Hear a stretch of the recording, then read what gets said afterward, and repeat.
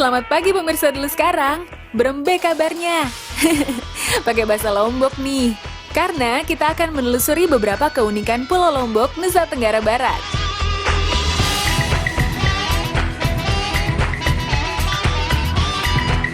Pulau yang mendapat julukan sebagai Pulau Seribu Masjid ini memang mempesona. Siapa saja yang menginjakan kaki di pulau ini langsung terpikat, termasuk insan seni tanah air. Beberapa musisi Indonesia dan sutradara film pun memilih pulau ini sebagai latarnya. Well, yuk kita kulik apa saja yang tersimpan di pulau yang mendapat penghargaan sebagai The Best Halal Tourist Destination and The Best Halal Honeymoon Destination.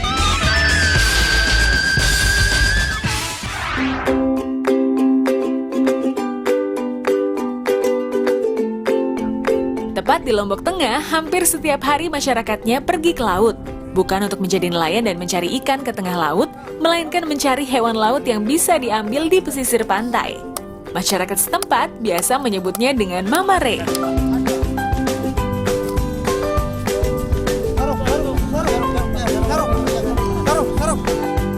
Pemirsa di rumah tentunya sering kan mendengar perumpamaan air susu dibalas dengan air tuba. Tuba inilah yang digunakan oleh warga di sini.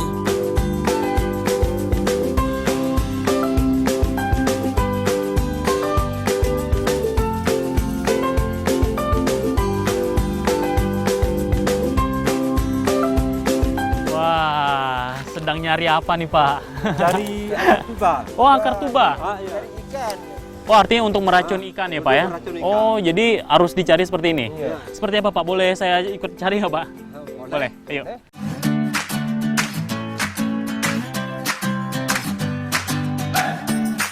Nah, ini dia pohon tubanya. Bagian akar tubalah yang digunakan untuk menangkap ikan. Tanaman merambat ini dapat kita temui di hutan, sedangkan untuk mendapat akarnya harus digali dulu. Nah, ini dia pemirsa, akar tuba.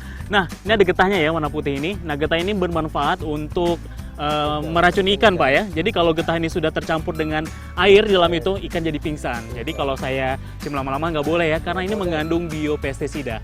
Sedikit teler, ntar bahaya. Kalau kita cari lagi, Pak. Coba.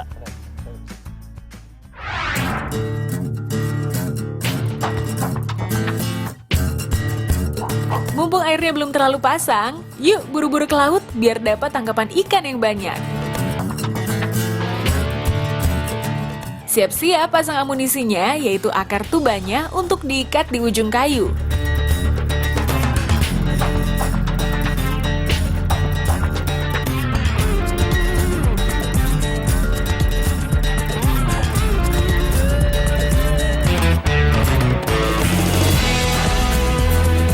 Pasang terlebih dahulu jaring di sekitar karang agar target kita nggak kabur.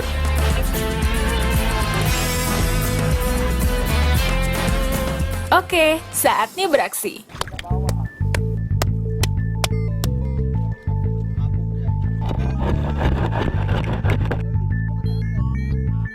Eits, jangan lupa ya, akar tuba yang sudah diikat di batang ini harus dipukul-pukul terlebih dahulu, biar kandungan racun di dalamnya dapat menyebar.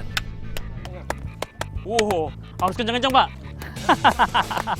Nah, pemirsa, tujuan akar tuba ini dipukul-pukul agar getahnya ini keluar. Jadi kalau sudah keluar getah, nah siap untuk kita bertempur, yaitu alias menangkap ikan, biar mabok ikannya. Kita ikan dulu ya. Nih, kayak gini.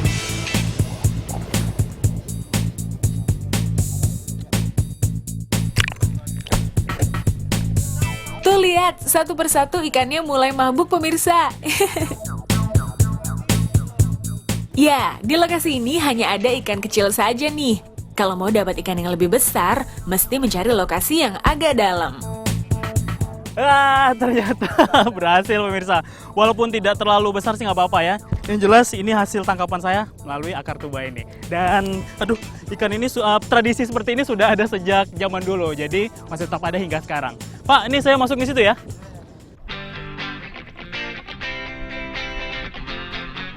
Nah, sebagai pestisida alami untuk menangkap ikan, tanaman ini juga dapat digunakan untuk mengendalikan hama serangga pada tanaman. Tentunya ramah lingkungan ya.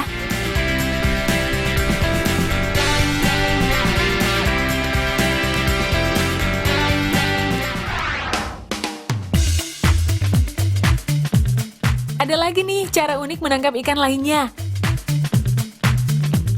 Ya, jika kita mengenal layang-layang sebagai permainan, ternyata beberapa daerah di Nusantara memanfaatkan layang-layang untuk umpan pancing. Bedanya, memancing dengan layang-layang tidak menggunakan kail. Ekor benang layanglah yang digunakan untuk mengikat umpan ikan kecil atau cumi. Cara ini dilakukan dengan menaikkan sebuah layang-layang yang terbuat dari bahan anti air dan diterbangkan dengan menggunakan tali. Umpan lalu dilempar ke laut. Trik lainnya, pancing harus segera ditarik cepat agar tangkapan tidak lepas.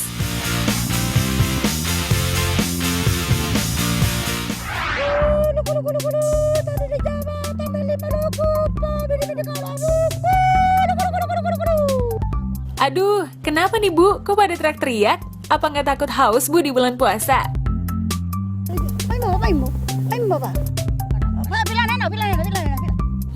Ternyata teriakan cetar membahana ibu-ibu ini justru mengundang ikan untuk datang.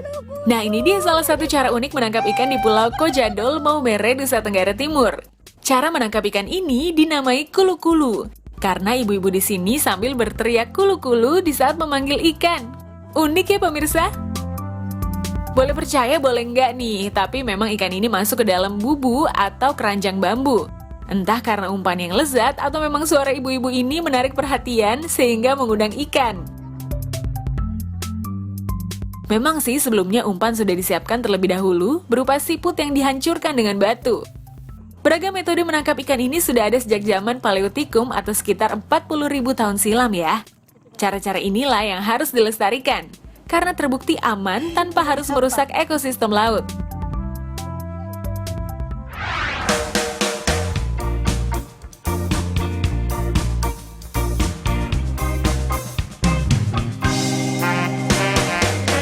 Balik ke Lombok lagi nih pemirsa. Selain ikan, ada juga hasil laut yang layak dinikmati, yaitu rumput laut. Rumput laut atau seaweed belakangan ini menjadi primadona semenjak makanan dari Jepang masuk ke Indonesia. Kalau di Jepang, lembaran rumput laut yang dikeringkan disebut nori. Nori digunakan sebagai hiasan dan penyedap berbagai macam makanan Jepang. Seperti sushi hingga onigiri merupakan makanan yang wajib menggunakan rumput laut. Ya, Jepang merupakan negara pengguna rumput laut tertinggi sejak abad ke-8.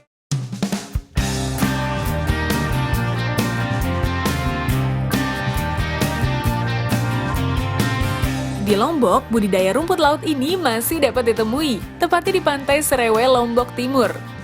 Warga yang tinggal di pinggiran pantai ini rata-rata berprofesi sebagai nelayan rumput laut.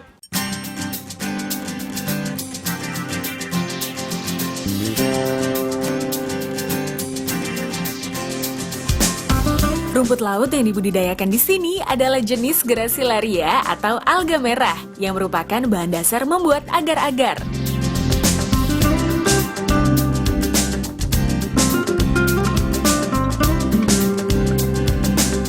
Sebelum dibudidayakan ke laut, rumput laut harus terlebih dahulu melalui tahap proses penyortiran.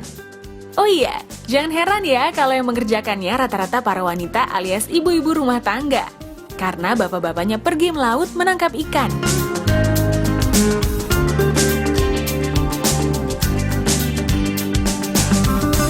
Ya pemirsa, ini adalah salah satu proses pembibitan dari rangkaian yang cukup panjang tadi. Ini pembibitan rumput laut. Nah, ini di sini adalah untuk tahap penting sekali karena ini menentukan rumput lautnya bisa berkembang apa tidak. Nih, kalau yang jernih seperti ini atau terang seperti ini tandanya rumput lautnya sehat. Tapi kalau rumput lautnya seperti ini, nah ini tidak bisa jadikan bibit ya. Benar ya Bu ya? Iya. Oke. Ini langsung dibawa nanti setelah ini Bu ya. Iya. Setelah disortir, saatnya rumput laut dibudidayakan ke tengah laut.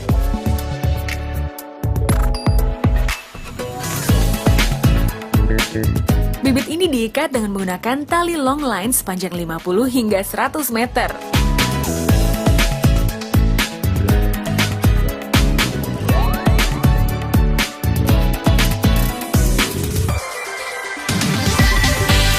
Nah, kalau yang satu ini udah siap dipanen.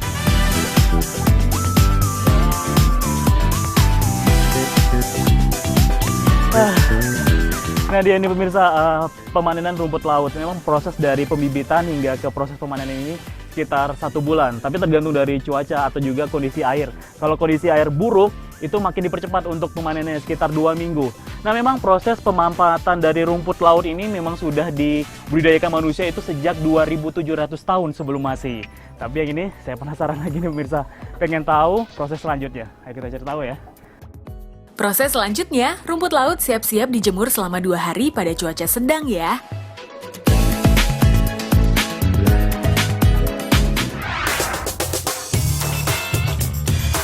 Rumput laut yang terkenal dengan kaya akan serat dan segudang manfaatnya dapat diolah ke berbagai macam makanan seperti yang satu ini. Agar-agar yang bahan dasarnya dari rumput laut ini memang banyak diminati, apalagi jika diolah dengan cara dihias seperti ini. Siapa yang tahan akan godaannya? Melihat puding nan cantik ini rasanya kok sayang ya untuk dimakan, inginnya hanya disimpan dan dipajang. Yap, puding atau agar-agar adalah salah satu hidangan pencuci mulut yang terkenal di dunia. Cita rasanya yang segar dengan tekstur yang lembut membuat agar-agar selalu disukai semua orang. Bahkan, agar-agar yang berbahan dasar dari rumput laut ini telah ada loh sejak abad ke-8 di Cina.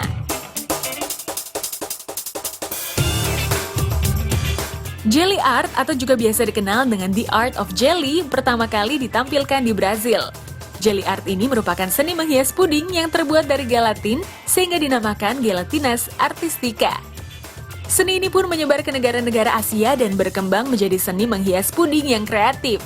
Cara ini dapat dibentuk dengan cara menyuntikkan warna ke dalam puding dan menggeser jarumnya di titik yang sama hingga tercipta puding yang cantik ini.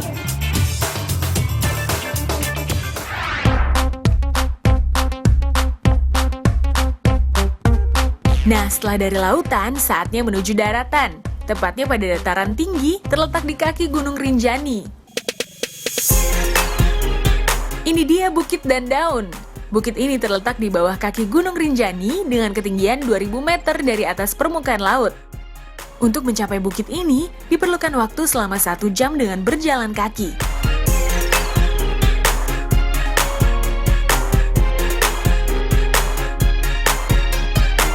Duh, siapa sih yang gak teduh dan tenang melihat hamparan hijau dan indah seperti ini?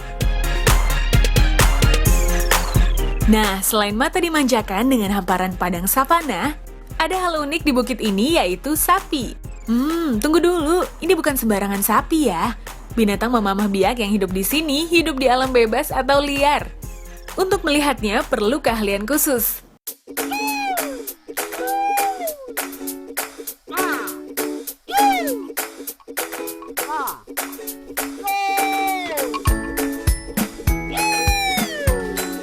Nah, itu dia keahliannya.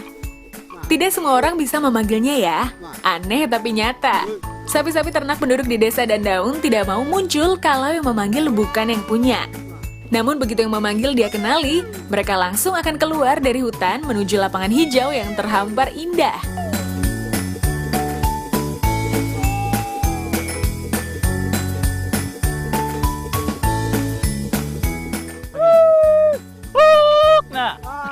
Ini dikasih air apa nih Pak? Iya, air garam. Oh, air garam ya?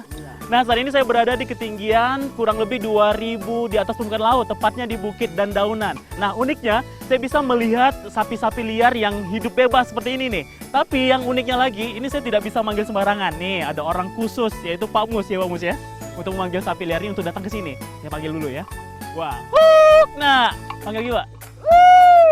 Datang langsung ya, Mirsa.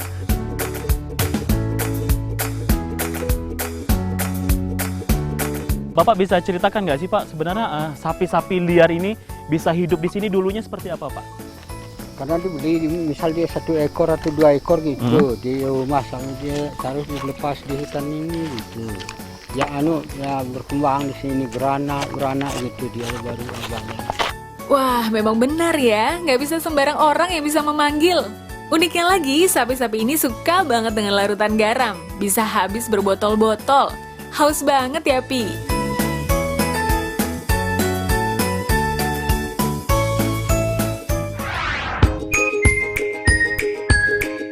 Setelah lihat sapi di bukit, yuk saatnya intip olahan dari daging sapi khas Lombok, sate rembige. Sate ini merupakan salah satu ikon kuliner Pulau Lombok. Nama rembige sendiri berasal dari nama sebuah kelurahan di Selaparang, Lombok.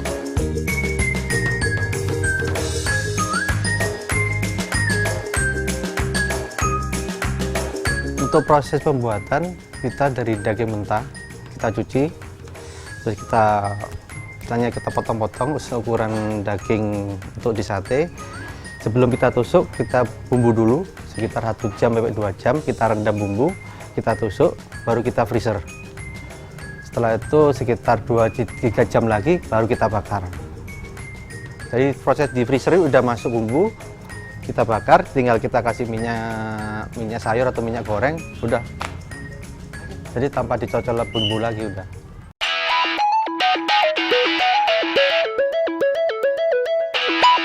Sate ini dihidangkan dengan lontong dan disiram dengan bumbu yang diracik turun-temurun.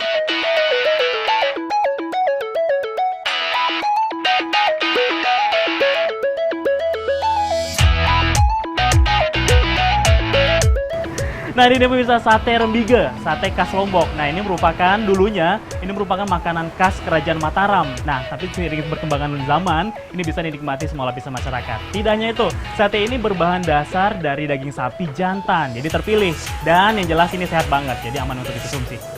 Selain sate rembige, rumah makan yang terletak di daerah Rembige ini juga menyajikan kuliner khas Lombok lainnya, bebalun sapi, sate pusut sapi, dan pelecing kangkung.